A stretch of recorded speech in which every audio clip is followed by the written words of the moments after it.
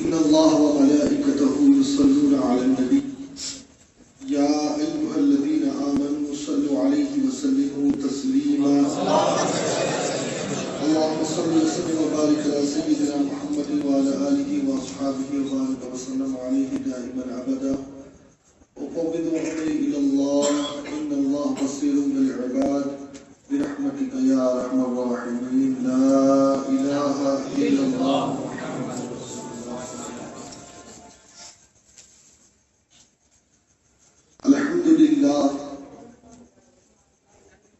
الحمد لله منشئ الخلق من عدم ثم الصلاة على المختار في القدم والآل والصحب ثم التابعين لهم أهل التقى والنقى والحلم والكرم أما بعد أعوذ بالله من الشيطان الرجيم ببركة بسم الله الرحمن الرحيم سبحان الله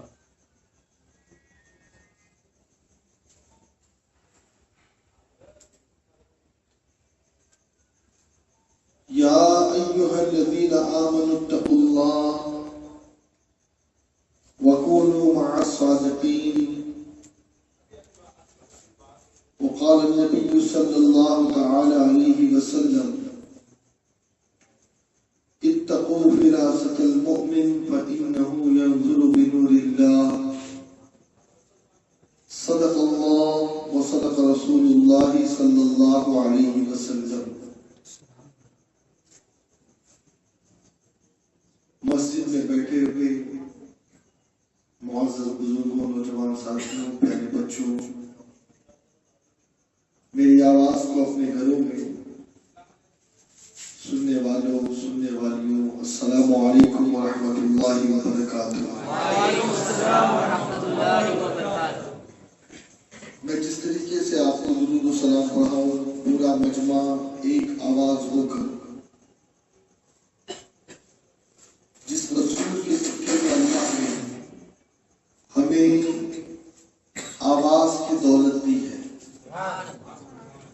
اسی رسول کی بارگاہ میں درود و سلام پڑھنے میں بآواز بلند پڑھیں الصلاۃ والسلام علیک یا رسول اللہ الصلاۃ والسلام علیک یا حبیب اللہ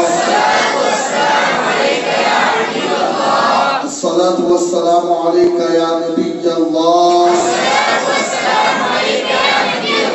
الصلاۃ والسلام علیک یا نور اللہ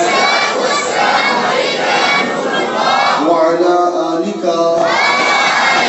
واصحابک یا حبیب اللہ اللہم صل علی روح سیدنا محمد فی الارواح وعلی جسده فی الاجساد وعلی قبره فی القبور اس درود کے حوالے سے مشہور محدث حضرت امام سخاوی رحمۃ اللہ تعالی نے اپنی کتاب قول البدیع میں نقل کرتے ہیں کہ جو کوئی اس درود پاک کو ایک بار پڑھ لے گا میرے آقا ارشاد فرماتے ہیں رآنی فی المنام وہ مجھے خواب میں دیکھے سبحان اللہ پھر فرمایا کہ وہ مجھے حقیقت میں بھی دیکھے گا سبحان اللہ پھر فرمایا کہ وہ قیامت میں بھی مجھے دیکھے گا سبحان اللہ اور میں اس کی شفاعت کروں گا سبحان اللہ اور فرمایا وہ میرے ہاتھوں سے جام کوثر پیے گا سبحان اللہ اور اللہ ہمیشہ کے لیے اس کے جسم پر جہنم کی آگ کو حرام کر دے گا سبحان اللہ میرے پیارے آقا علیہ الصلوۃ والتسلیم کے پیارے دیوان یقیناً یہ بستی والے اپنی قسمت پر جتنا ناز کرے رش کرے کم ہے کہ آج سنی دعوت اسلامی کے اس سنی اجتماع میں ہمیں ایک ایسا ایسا درود پڑھنا نصیب ہوا کہ جس درود کے پڑھنے سے زیارت مصطفیٰ بھی ملے گی اور شفاعت مصطفیٰ بھی ملے گی، اور اللہ تعالیٰ یہ ساری برکتیں ہمیں عطا فرمائے۔ اور ایک چیز اپنے ذہن میں آپ رکھ لیں، اگر آپ نے یہ درود پڑھ دیا اور ایمان کی دولت اگر ہمارے پاس ہے تو آپ یہ نہ سوچیں کہ اس میں کوئی ہمارا کمال ہے، نہیں، بلکہ یہ کرم ہے میرے حضور کا۔ حضور نے یہ وعدہ کیا ہے کہ جو اس درود کو پڑھے گا میں اس کے خوف میں آؤں گا۔ تو یہ ہمارا کوئی عمل نہیں ہے اور ہم کوئی اتنے اچھے نہیں ہیں کہ حضور کی زیارت ہم جیسوں کو نصیب ہو۔ ہاں، یہ مدینے والے کے کرم کی بات ہے کہ وہ جس پر کرم فرما دے اور جس پر ان کی عنایتیں ہو جائیں، وہاں فاصلوں کی زیادتی سے عنایتوں میں کمی نہیں، وہاں فاصلوں کی زیادتی سے عنایتوں میں کمی نہیں۔ کوئی دور رہ کے اویس ہے، کوئی پاس رہ کے بلال ہے، اور کرم سب پر ہے، کرم سب پر ہے، کوئی ہو کہیں ہو، کرم سب پر ہے، کوئی ہو کہیں ہو، تم ایسے رحمت للعالمین۔ میرے پیارے آقا علیہ الصلوۃ والتسلیم کے پیارے دیوانوں، آج مجھے مختصراً چند باتیں آپ حضرات کے گوش گزار کرنی ہے۔ اللہ تعالیٰ جس آیت پاک کی تلاوت کا میں نے شرف حاصل کیا، اس کے حوالے سے مجھے حق کہنے، آپ سب کو حق سننے، ہم سب کو حق پر قائم رہنے کی توفیق عطا فرمائے۔ اور میں ہمارے ان ساتھیوں سے بھی گزارش کروں گا کہ جو کسی دوسری مصروفیات میں مصروف ہے،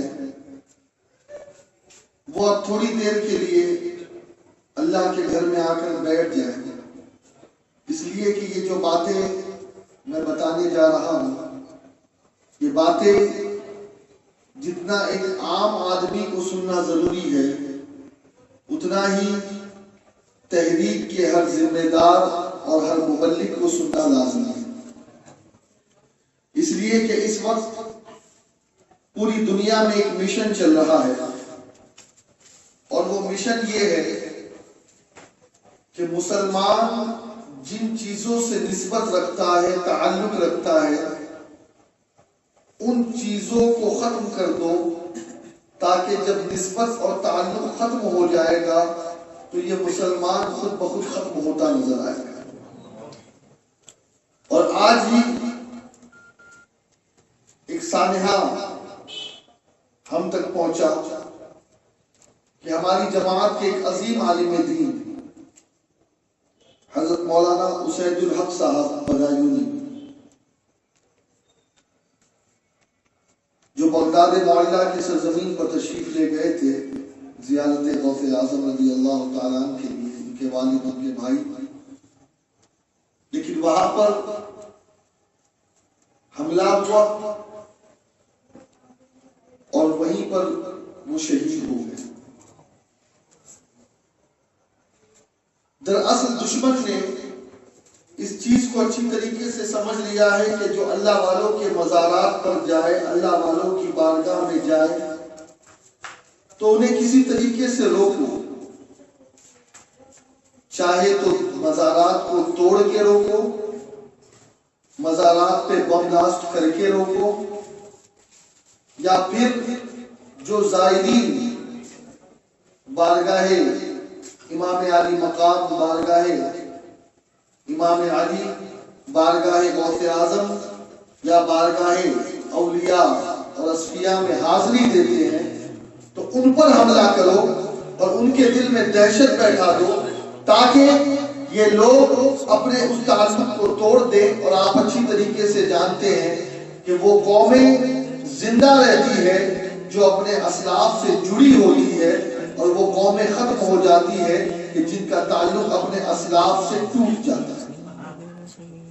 یہ کوئی معمولی بات نہیں ہے کہ اللہ والے کی مزار پر جانے والوں پر حملہ کیا جائے، انہیں شہید کیا جائے، اور پھر عوام نہیں بلکہ ایسے لوگوں کو چن چن کر کے مارا جائے کہ جو قوم کے رہبر ہیں، جو قوم کے علماء ہیں، جو قوم کے دانشور حضرات ہیں۔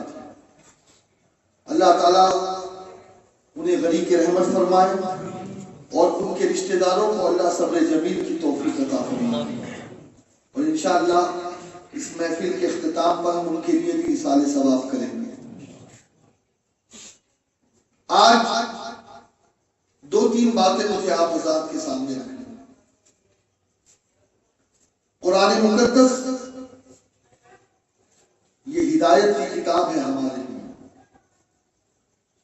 بزرگوں نے قرآن مقدس سے جو ربط رکھا، جو لگاؤ بزرگوں کا قرآن سے تھا، آج ہمارا وہ لگاؤ اور ربط قرآن سے نظر نہیں آ رہا، بلکہ کیفیت یہ ہے کہ آج دن میں کئی مرتبہ موبائل کی اپلیکیشنز تو ہم پلٹتے نظر آتے ہیں، لیکن قرآن مقدس کے اوراق کو الٹنا یا قرآن مقدس کو چھونا، اس سے مسلمان بہت دور ہوتا جا رہا ہے۔ اور اچھی طریقے سے اس بات کو اپنے ذہن میں رکھو کہ بزرگوں کا جو عمل تھا وہ یہی تھا۔ حضرت عباس کے حوالے سے ملتا ہے کہ وہ فرماتے ہیں کہ اگر میرے اونٹ کی نکیل بھی گم ہو جاتی تو میں قرآن سے تلاش کر سکتا۔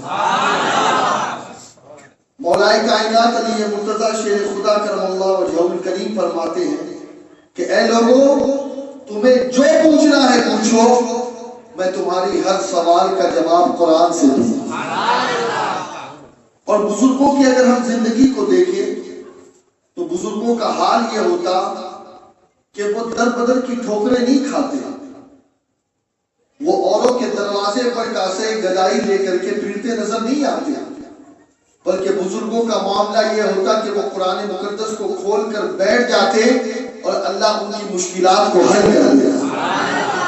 بلکہ خود مولا کائنات علی مرتضی شیر خدا کرم اللہ وجہہ الکریم کا قول ہے، آپ فرماتے ہیں کہ جب مجھے اللہ سے ہم کلام ہونا ہوتا، اللہ سے بات چیت کرنا ہوتا، تو فرماتے ہیں کہ میں نماز پڑھنا شروع کر دیتا، اور جب مجھے اللہ کا کلام سننا ہوتا تو میں قرآن پاک کی تلاوت کرنا شروع کر دیتا۔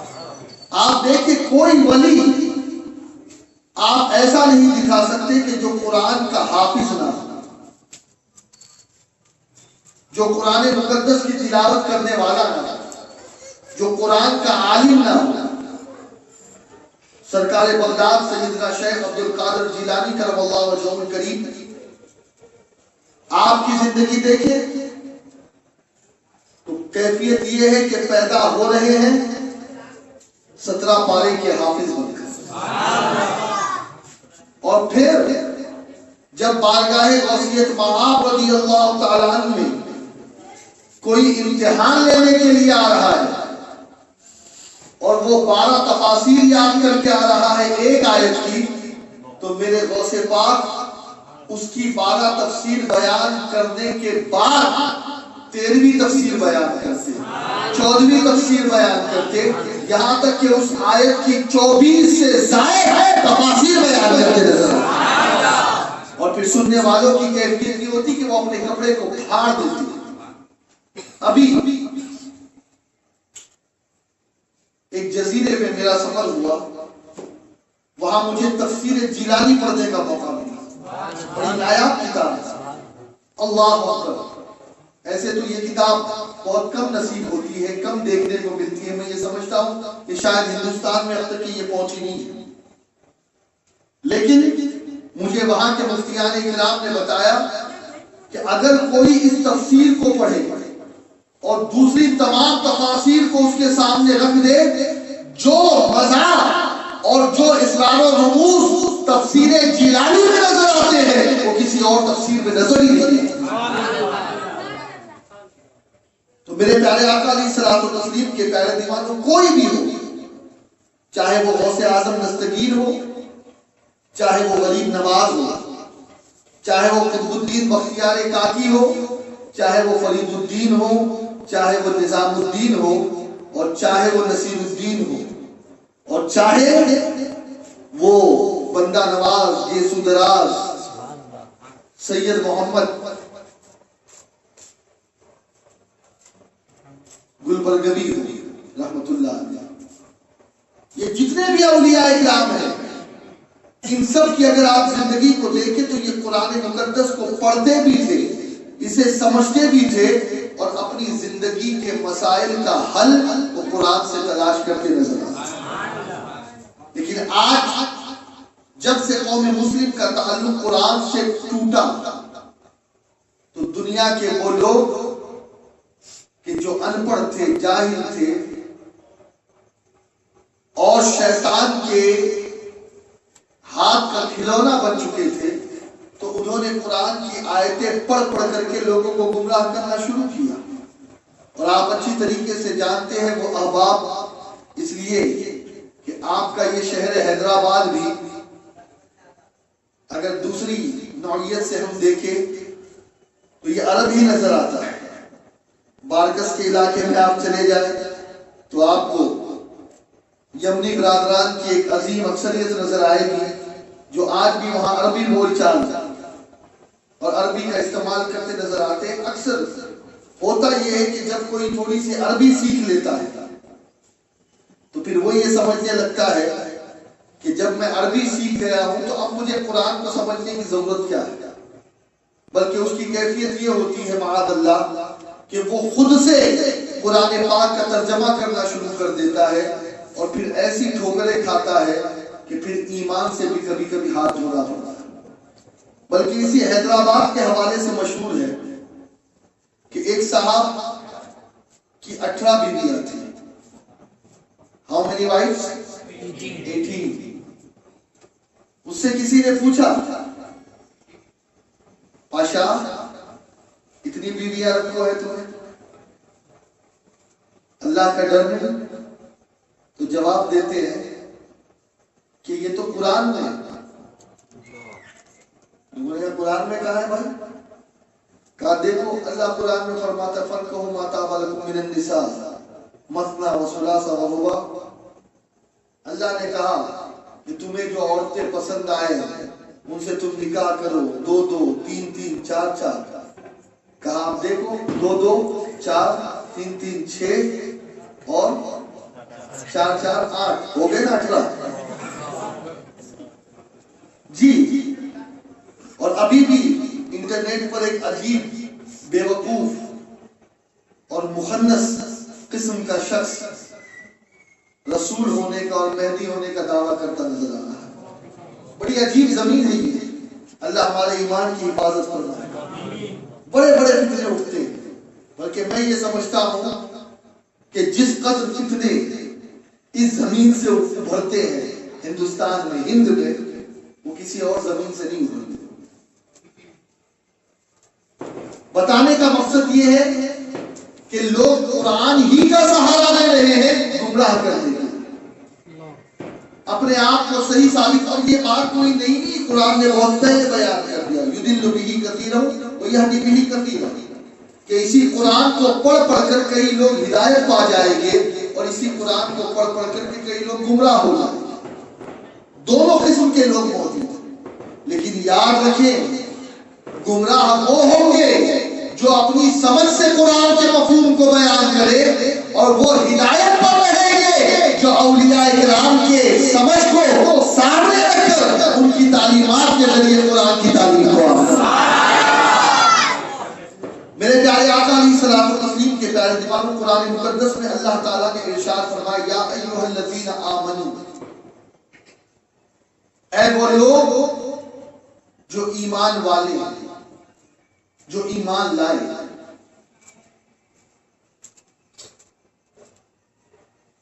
ایمان والوں سے اللہ مخاطب ہے۔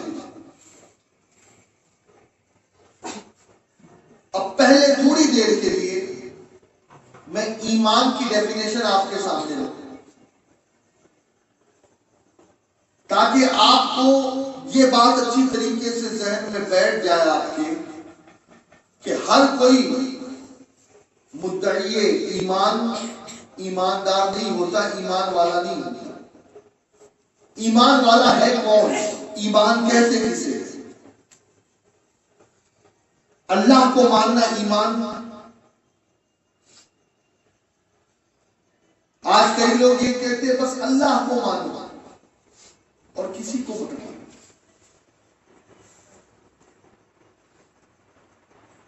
یہ وہ باتیں میں عرض کر رہا ہوں جو معاشرے میں بڑی عام ہو گئی۔ لوگ کہہ رہے ہیں ایمان نام ہے توحید کا۔ The oneness of Almighty Allah is ایمان۔ اللہ کو ایک ماننا، اللہ کو تنہا ماننا، اللہ کو واحد ماننا، اللہ کو ایسا ماننا کہ اس کے برابر کوئی نہیں، اس کا شریک کوئی نہیں، یہی ایمان ہے۔ اور کئی لوگ صرف اسی پر اپنی پوری زندگی صرف کر رہے ہیں۔ وہ کتابیں بھی لکھ رہے ہیں تو موضوع توحید ہے، بیان بھی کر رہے ہیں تو موضوع توحید ہے، اور اس کے علاوہ نہ انہوں نے کچھ پڑھا اور نہ کچھ پڑھنا چاہتے ہیں، اور نہ اس کے علاوہ کچھ سمجھا اور نہ کچھ سمجھنا چاہتے ہیں۔ آپ ہی کے اس شہر میں ایک بہت بڑے اسکالر ہیں عمری صاحب، انہوں نے ایک کتاب لکھی ہے توحید پر، لیکن تعجب کی بات ہے کہ ابھی گلبرگہ شریف کے اندر ایک جوان میرے پاس آیا اور اس نے کہا کہ 50 سے زائد خطوط میں ان کو بھیج چکا ہوں کہ انہوں نے جو توحید کا کانسیپٹ بیان کیا اور جو توحید کا نظریہ بیان کیا، اس نظریے کے لیے وہ مجھ سے مناظرہ کرے تو نہ وہ جواب دیتے ہیں نہ میرا فون ریسیو کرتے ہیں۔ یہ کیفیت ہے توحید کی باتیں کرنے والے۔ آج میں آپ کو توحید سمجھانا چاہتا ہوں، اس لیے کہ جب توحید سمجھ میں آ جائے گی نا تو پھر ایمان کیا ہے وہ آٹومیٹکلی سمجھ میں آ جائے۔ جو لوگ یہ کہتے ہیں اللہ کو مانو، اللہ کے علاوہ کچھ مت مانو، کسی کو مت مانو، وہ اپنے آپ کو مومن سمجھتے ہیں، حالانکہ وہ کافر ہوتے ہیں، پکے کافر، اور ان کے کفر میں جو شک کرے وہ بھی کافر۔ جو لوگ یہ کہتے ہیں اللہ ایک ہے اور ہم اللہ کو ایک مانتے ہیں، بس یہی ہمارے ایمان کے لیے کافی ہے، تو کان کھول کر کے سن لو، جو صرف اللہ کی وحدانیت کی جو ہے بات کرے اور اس کے آگے وہ رسول نظام کی بے ادبی کرے، گستاخی کرے، اور توحید کی آڑ میں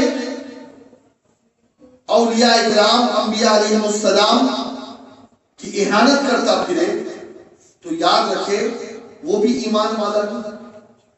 مثال کے طور پر کہا جاتا ہے اللہ کو ایک مانو، کہاں ان کے چکر میں آپ پڑھتے ہو؟ اللہ ایک ہے، اللہ کی توحید کو مانو، بس جنت میں چلے جاؤ۔ لا الہ الا اللہ کہو، جنت میں چلے جاؤ۔ نہیں، میں آپ سے ایک سوال کرتا ہوں، مجھے بتائیے اس وقت یہودی ہمارے درمیان رہتے ہیں، مجھے پتا نہیں آپ کا سابقہ ان کے ساتھ ہے یا نہیں ہے، لیکن چونکہ دنیا کے مختلف شہروں میں جانا ہوتا ہے اور کہیں ملنے والے ملتے ہیں جو الگ الگ مذاہب، الگ الگ دھرم، الگ الگ ریلیجن سے تعلق رکھتے ہیں۔ یہودی اللہ کی توحید میں بڑے پکے ہیں، بلکہ میں آپ کو کیا بتاؤں، ہم توحید کی بات کرتے ہیں، عیسائی توحید کی بات کرتے ہیں، اور ہم اپنی توحید کا پرچار بھی کرتے ہیں، لیکن یہودیوں کی کیفیت یہ ہے کہ یہودی اپنی توحید کا پرچار نہیں کرتا، بلکہ وہ تو یہ کہتا ہے کہ ہم اللہ کے خاص بندے ہیں اور ہم اللہ کے ایسے بندے ہیں کہ ہم اپنے دین کا پرچار بھی نہیں کرتے، اس لیے کہ جس نے ہم ہیں، ہم اللہ کے مخصوص سلیکٹڈ اور چنندہ اور پسندیدہ بندے، وہ اللہ کو ایسے مانتے ہیں۔ بلکہ قرآن مقدس میں اللہ نے ان کے بارے میں کہا کہ وہ اپنے آپ کو اللہ کا بیٹا سمجھتے ہیں، یعنی ہم اتنے کلوز ہیں اللہ۔ لیکن مجھے بتائیں، کیا وہ یہودی مسلمان ہوئے؟ نہیں۔ ایسے ہی عیسائی کو آپ لے لیں، اگر صرف اللہ کو ایک ماننا ایمان ہے تو پھر یہودیوں کو ایمان والا ماننا پڑے گا، اس لیے کہ وہ نہ تو بت پرستی کرتے ہیں، نہ تو وہ مورتی پوجا کرتے ہیں، توحید کے فکر ہے، وہ اپنے اعتبار سے عبادت کرتے اللہ کی عبادت کرتے اور اس میں کسی کو شریک نہیں کرتے۔ ہاں وہ کچھ اور ہے جو حضرت عزیر علیہ السلام کو بیٹا مانتے اللہ کا، لیکن یہودیوں میں ایک طبقہ ایسا بھی ہے جو اللہ رب العزت جل شانہ کو ایک مانتا لیکن وہ مومن عیسائیوں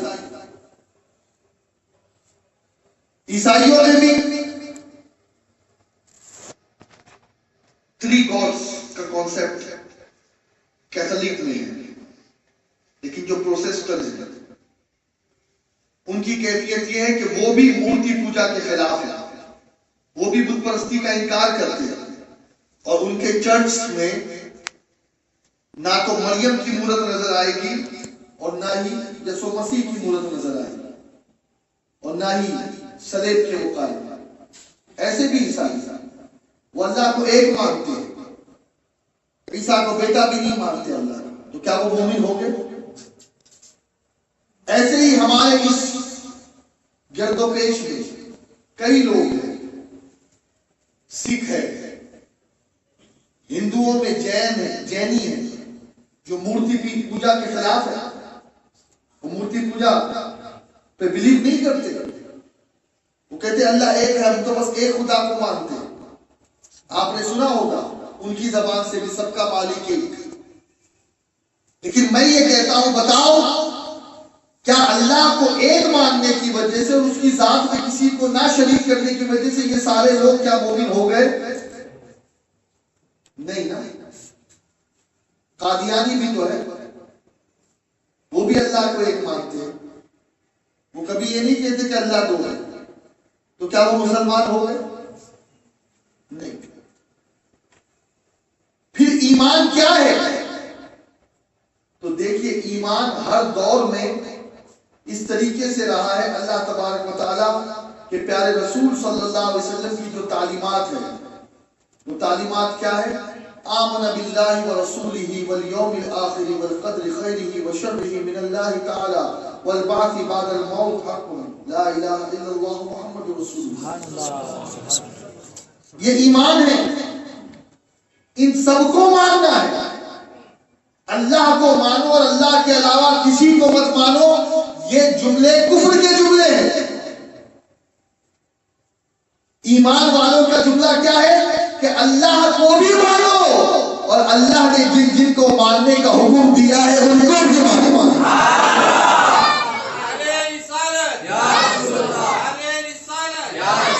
اسی لیے حضرت آدم علیہ السلام کی جو قوم تھی ان کے لیے کلمہ صرف لا الہ الا اللہ نہیں تھا، بلکہ اس وقت بھی مومن وہ تھا جو لا الہ الا اللہ کے ساتھ آدم صفی اللہ کہے۔ نوح علیہ السلام کی امت میں سب مومن نہیں تھے، وہ مومن تھے جو لا الہ الا اللہ کے ساتھ نوح کو نجی اللہ کہے۔ ابراہیم علیہ السلام کی امت میں مومن وہ جو حضرت ابراہیم علیہ السلام کو تو اللہ کو تو ایک مانے لیکن لا الہ الا اللہ کے ساتھ ابراہیم خلیل اللہ کہے۔ حضرت موسیٰ علیہ السلام کی امت میں مومن وہ جو لا الہ الا اللہ کے ساتھ موسیٰ کلیم اللہ کہے۔ حضرت اسماعیل کی امت میں مومن وہ جو لا الہ الا اللہ کے ساتھ اسماعیل ذبیح اللہ کہے۔ اور اس امت میں مومن وہ جو لا الہ الا اللہ کے ساتھ محمد رسول اللہ پتہ یہ چلا کہ توحید کی کتنی بھی باتیں کر لو لیکن اگر رسول پر ایمان نہ لاؤ گے رسول کو نہیں مانو گے رسول پاک صلی اللہ علیہ وسلم کو نہیں مانو گے تو تم مومن ہو ہی نہیں سکتے اگر تمہارے دل میں رسول اکرم صلی اللہ علیہ وسلم کے حوالے سے یہ جذبہ نہ ہو کہ تم ان کو مانو بلکہ ایمان کیا ہے میں ایمان لایا اللہ پر رسولوں پر فرشتوں پر اس کی کتابوں پر تقدیر کے برے بھلے فیصلے پر مرنے کے بعد اٹھائے جانے پر قیامت کے دن پر یہ تمام چیزیں ماننا ایمان اچھا اب کچھ لوگ یہ کہتے ہیں کہ بس خدا کی محبت ایمان ہے لا حول ولا قوت الا باللہ خدا کی محبت ایمان نہیں اگر خدا کی محبت ایمان ہے تو پھر میں وہی کہوں گا کہ یہودی پھر ایمان والے ہو گئے اس لیے کہ خدا سے محبت کرتے ہیں بھائی اور ان کا تو یہ دعویٰ ہے کہ جیسی محبت ہم کرتے ہیں ایسی محبت نہ عیسائی کر سکتے ہیں اور نہ مسلم کر سکتے ہیں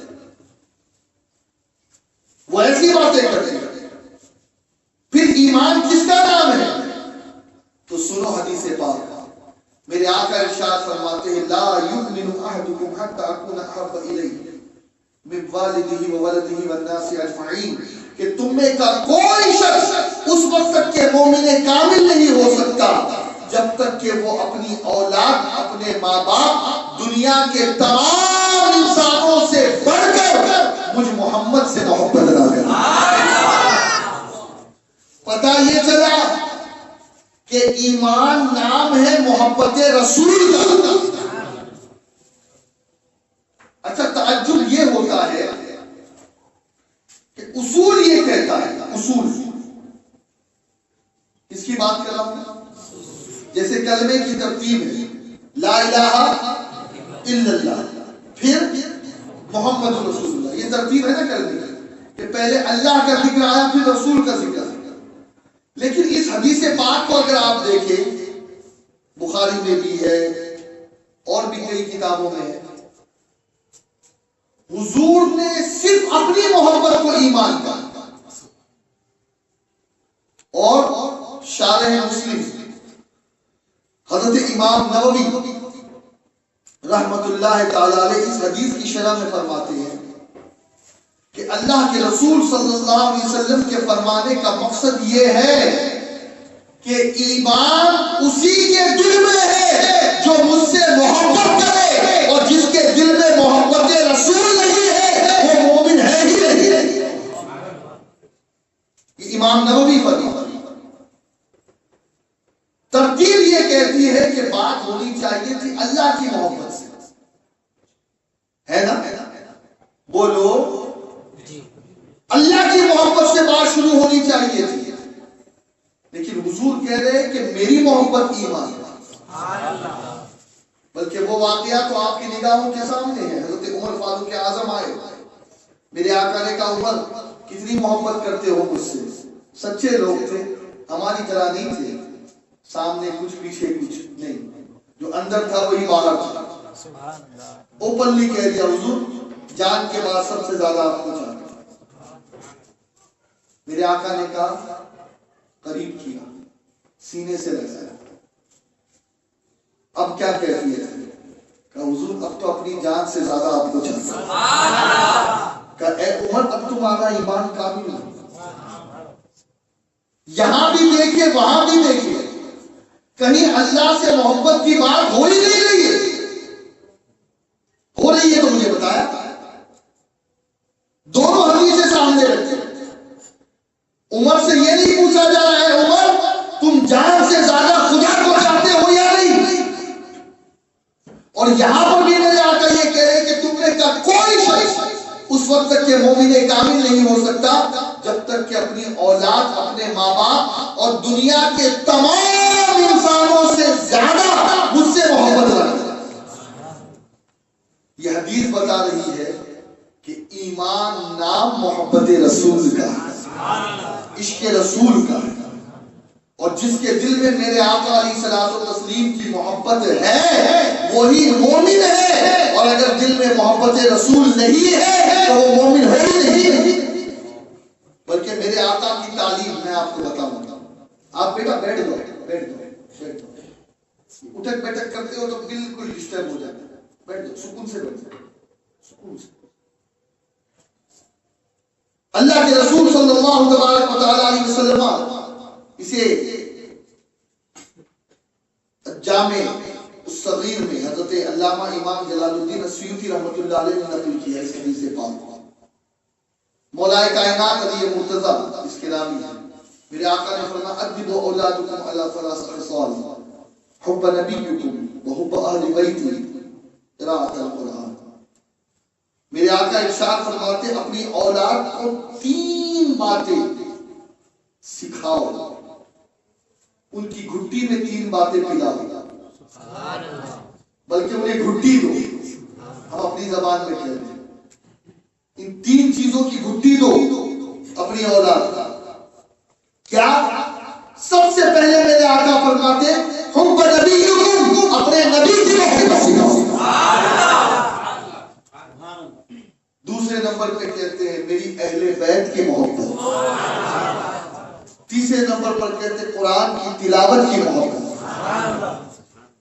نعرہ رسالت یا رسول اللہ، نعرہ رسالت یا رسول اللہ۔ یہاں بھی وہی بات آ رہی ہے، ہونا تو یہ چاہیے، ترتیب یہ ہو کہ حضور یہ فرمائے سب سے پہلے اللہ کی محبت سکھاؤ، پھر رسول کی، پھر رسول کی آگے، ہے نا؟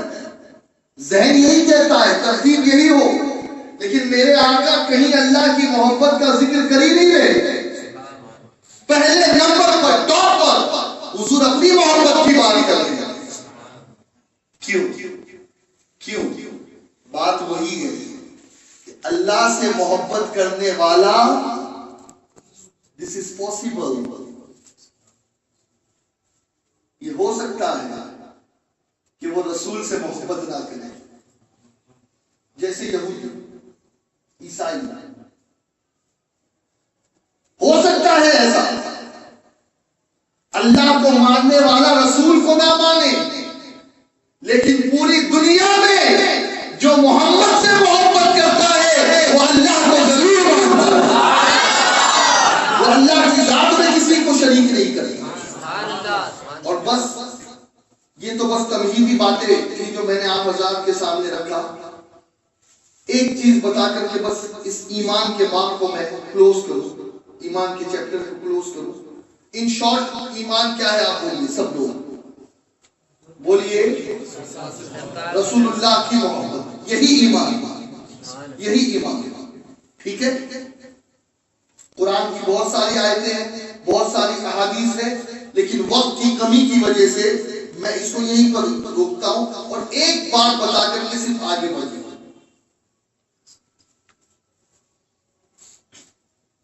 عشق ہو جائے کسی سے کوئی چارہ تو نہیں، صرف مسلم کا محمد پہ اجارہ تو نہیں۔ ایک سکھ نے کہا تھا، اس نے کہا تھا کہ محمد تو ایسے ہیں کہ جو انہیں دیکھے وہ ان سے محبت کرے۔ صرف مسلمانوں کا کوئی لیبل تھوڑی لگا، اس نے کہا، کیونکہ اس نے اس نظر سے دیکھا۔ اور حضور کی حدیث سنیے، محبت کسے کہتے ہیں اس کے بارے میں۔ بھئی آج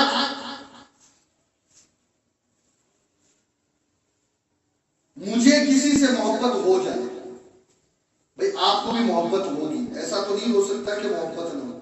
اور اگر آپ کے دل میں محبت نہیں ہے تو پھر شاید کہ کچھ کمی ہے آپ کے اندر، جو ہوا سے خمسہ ہے وہ بگڑے ہوئے ہیں۔ محبت یہ فطرت ہے، انسانی فطرت ہے، وہ جانور ہو گئے، بلکہ جانوروں میں بھی ہوتی ہے محبت ہوتی ہے، بغیر محبت کے کوئی جی نہیں سکتا، الگ الگ ہوتی ہے اس کی کوالٹی۔ لیکن سنیے، جس سے محبت ہو کیفیت کیا ہوتی ہے؟ اس کا عیب بھی ہنر دکھتا ہے. یہ ایک محبت کی دلیل ہے یا نہیں؟ بھائی کوئی کالی ہے، دل آ گیا، لیکن خبردار کوئی اس کے سامنے اسے کالی کہہ کر دیتا ہے. لیلا مجنون کے واقعات تو آپ سنتے ہیں. لیلا بہت کالی کلر کی تھی، مجنون محبت کرتا ہے، اور اس کی محبت اس درجے کی تھی کہ لیلا تو لیلا ایک مرتبہ کتے سے محبت کرتے ہوئے لوگوں نے کہا کل تک تو لیلا کے چکر میں تھا، کتے کے پیچھے پڑ گیا. تم نادان ہو، تم کو کیا سمجھے یہ بات؟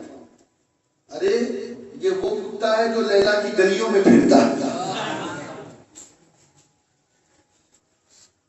جس سے محبت ہو جائے پھر آدمی کو کچھ نظر نہیں آتا اس کے آگے. یہ مجنونی کی بات ہے. ایک بار نماز پڑھ رہا تھا، کوئی نماز پڑھ رہا تھا، صحرا ہے، اور مجنون اس کے آگے سے گزر گیا. اب اس نے سلام پھیرا اور بھاگتے بھاگتے اس کو پکڑا. اوے دیوانے، تجھے نظر نہیں آتا؟ بھئی کیا ہو گیا؟ میں نماز پڑھا تھا، میرے آگے سے چلا گیا. اس نے پلٹ کے جواب دیا، مجھے سمجھ میں نہیں آتا کہ میں تو اپنی لیلا کی یاد میں اتنا مگن تھا کہ مجھے تیرا خیال نہ رہا. تو اپنے اللہ کی عبادت کیسی کر رہا تھا کہ مجنون تجھے نظر آ گیا.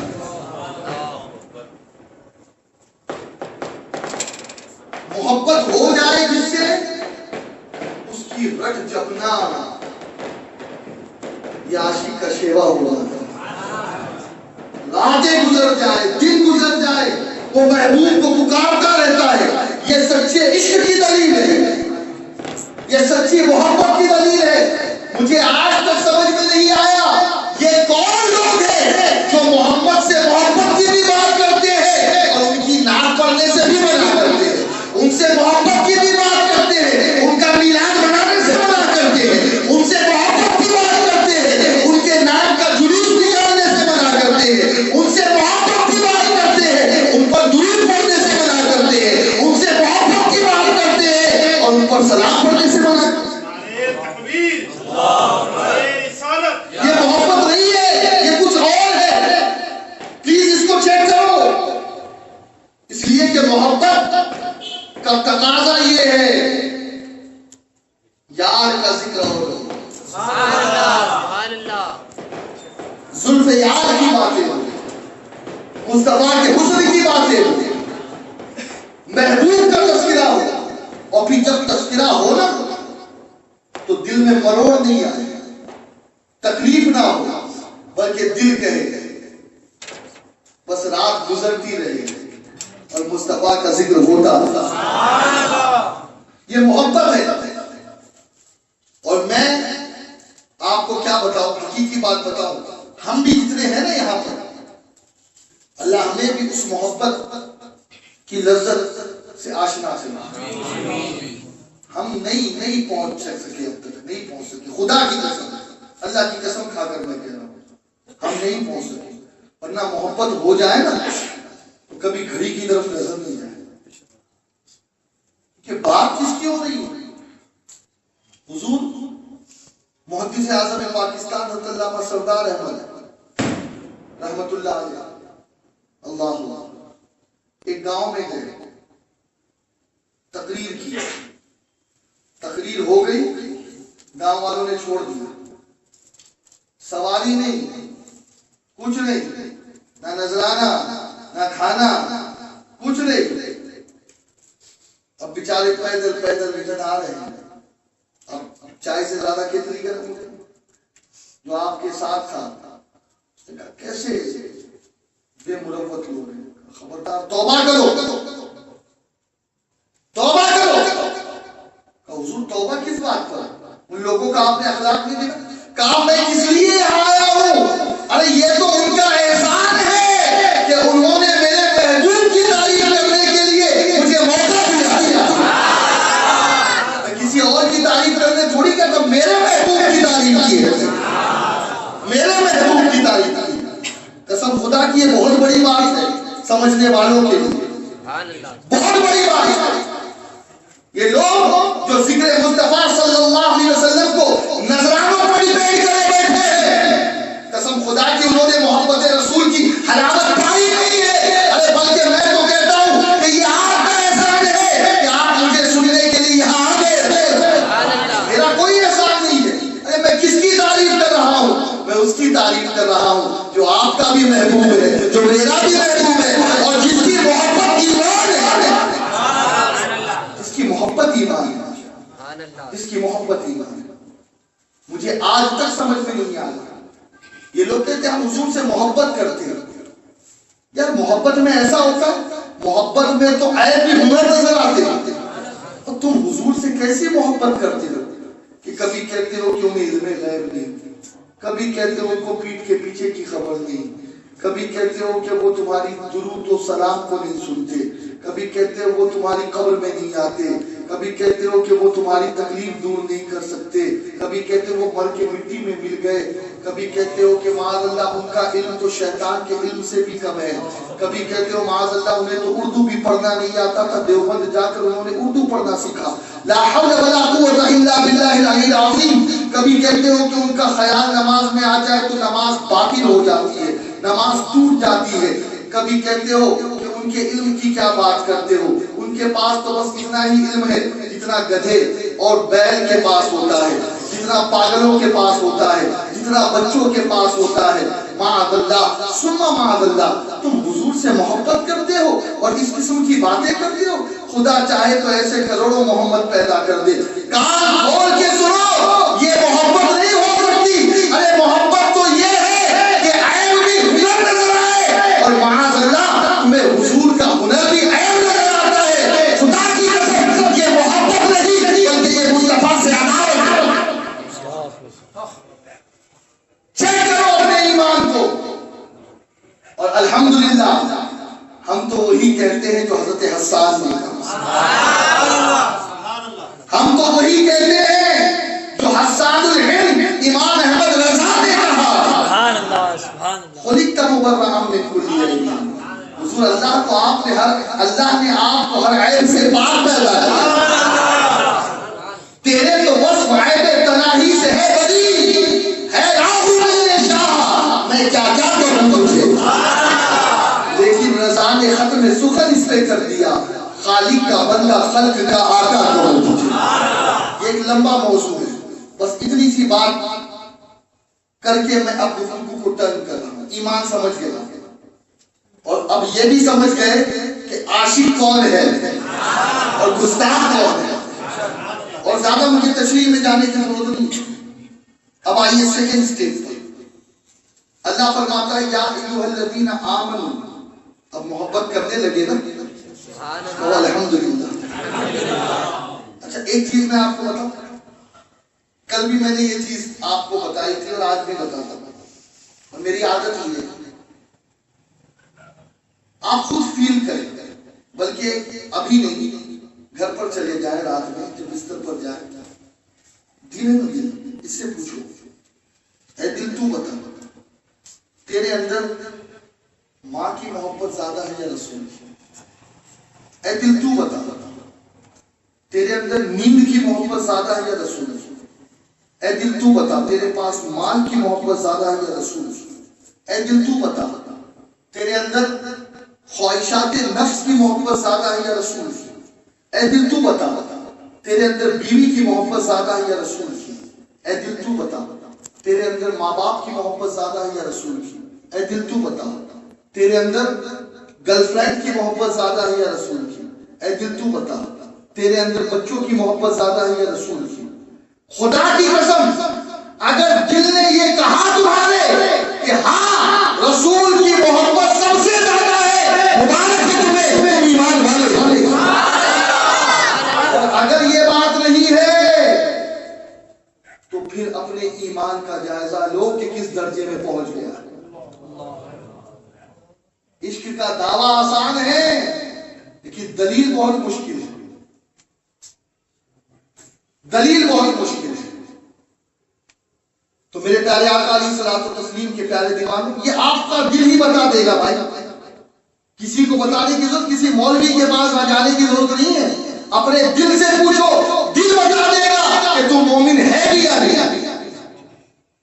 بیکار کی باتیں چھوڑو، دل بتا دے گا، دل کی جو کیفیت ہے وہ کس سے زیادہ محبت کرتا ہے، اور اگر رسول کی محبت کم ہے کہیں سے کسی اینگل سے، نفس خواہشات زیادہ ہے، نیند زیادہ پیاری ہے، بیوی زیادہ پیاری ہے، بچے زیادہ پیارے ہیں، ماں باپ زیادہ پیاری ہے، جان زیادہ پیاری ہے، مال زیادہ پیارا ہے، تو کون ہوگا؟ ابھی ایمان کامل ہوا ہی، ابھی ایمان کی حلاوت سے بہت دور۔ تو پتہ یہ چلا کہ نام ایمان اللہ کی محبت کا نہیں ہے، اللہ کی محبت کے ساتھ ساتھ مصطفیٰ کی محبت کا نام ایمان ہے۔ میں سجدے لاکھ بھی کر لوں مسلمان ہو نہیں سکتا، بجز عشق نبی کامل یہ ایمان ہو نہیں سکتا۔ ایمان عشق سید ابرار کے بغیر،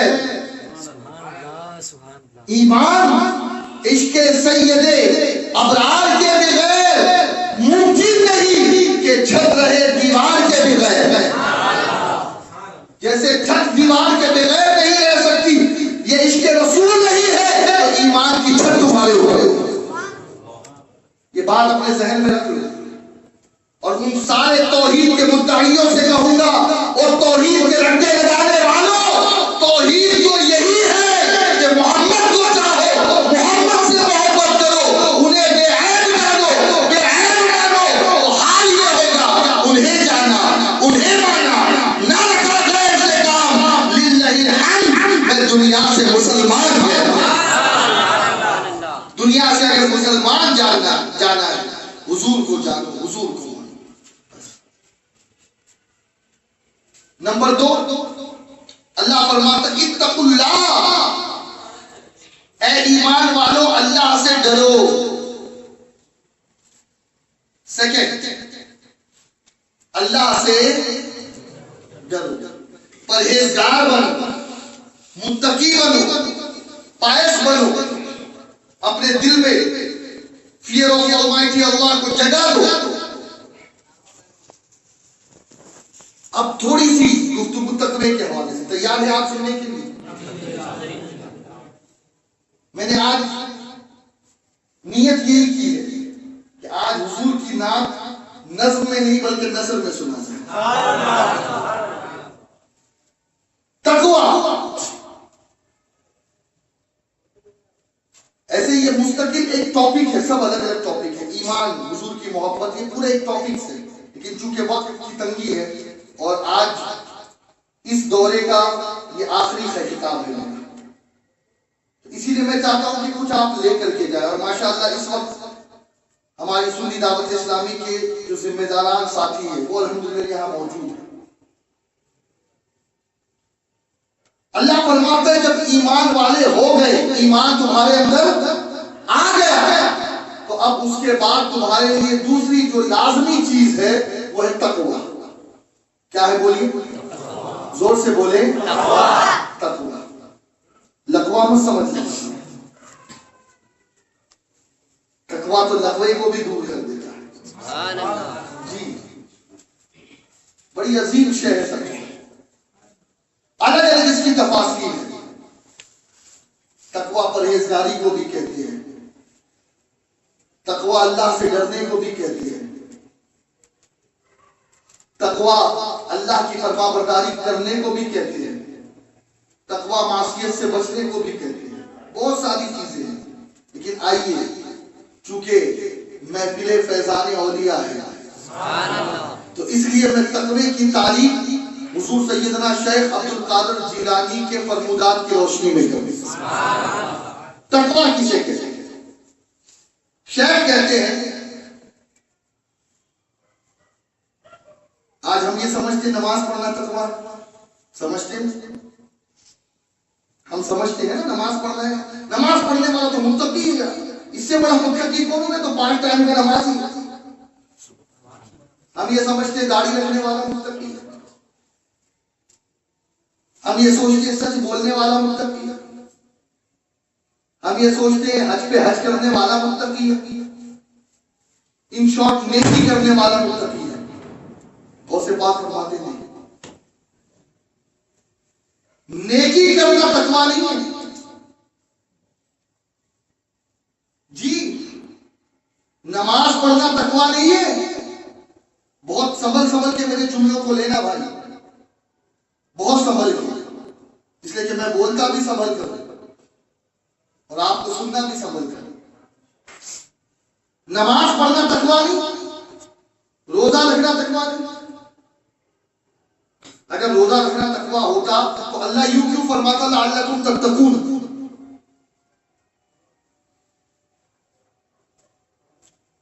कि कहीं तुम्हें नसीब हो परहेजगारी, अभी नसीब नहीं हुई है, अभी परहेजगारी नसीब होना बाकी है। फिर तकवा नाम किसका है? तस्बीह पढ़ने का नाम, दाढ़ी रख लेने का नाम, अम्मामा पहन लेने का नाम, नमाज पढ़ने का नाम नहीं। क्यों? इसलिए कि नमाज पढ़ने वाला कभी कभी गुनाह भी करता है ना? सच बोलने वाला कभी झूठ भी बोल देता है, होता है या नहीं? बोलो। हाजी कभी पाजियों के काम भी करता नजर आता है। रोजा रखने वाला लोगों को धोखा देता भी नजर आता है। इसलिए ये सारे काम तकवा नहीं, नेकी करना तकवा नहीं है।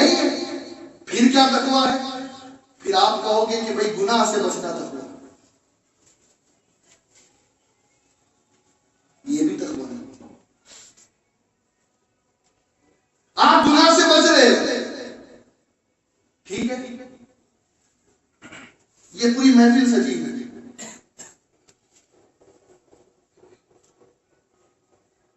कोई परी आ गया, दिल चाहे उसकी तरफ माइल हो, लेकिन नहीं उसने लोग क्या कहेंगे? ये देखो इसको शर्म नहीं, मस्जिद में शुरू हो गई, आदमी रुक रहा है गुनाह से, रुक रहा है या नहीं? बोलो भाई। कई वजूहात है गुनाहों से बचने की। आदमी इसलिए गुनाह से बच रहा है कि अगर मैं कोई गलत काम करूंगा, मेरी बीवी को पता चल जाए तो मेरी बीवी क्या कहेगी? जैसे मिसाल के तौर पे शराब पीकर अगर आज मैं घर में गया तो मेरी क्लास लग जाएगी। इसलिए कि किसी को मालूम पड़े या ना पड़े, वो बीवी जो बाजू सो रही है वो फौरन पहचान जाएगी कि ये शराब पी कर आया। तो आदमी इसलिए शराब पी के घर में नहीं गया। डर किसका है? बोलो बोलो, बीवी का। ऐसे ही जिना का ख्याल हो रहा है कि यार पड़ोस में बड़ी खूबसूरत लड़की रहती है, चलो इसको लेके भागना, लेकिन ज़हन में ये बात है पड़ोसी क्या कहेंगे, मेरे माँ बाप क्या कहेंगे, मेरे माँ बाप की इज्जत नीलाम हो जाएगी अगर मैंने ये काम कर दिया तो। लड़की ये सोचती है कि अगर मैं भाग गई तो मेरे माँ बाप के माथे पे हमेशा के लिए कलंक और दाग लग जाएगा। दिल में है भागने का ख्याल, दिल में है गुनाहों का जोर, लेकिन माहौल उन्हें ये करने नहीं देगा। गुनाहों से बच रहे हैं। बोलो भाई। हमारे जैसा आदमी रास्ते से निकला, कोई मुबल्लिग निकला, सामने से खूबसूरत लड़की आ गई, बहुत खूबसूरत, हैंडसम, दिल कर रहा है चलो यार एक नजर तो देख ली, तस्कीन मिल जाए, एक नजर। ज़हन ये कह रहा है यार मामा बांधा है, दाढ़ी लगा है, कुछ तो शर्म कर, लोग क्या कहेंगे? होता ही या नहीं? बोलिए भाई ये बात बहुत गौर से सुनिए इन बातों को। ایک آدمی گناہ سے بچ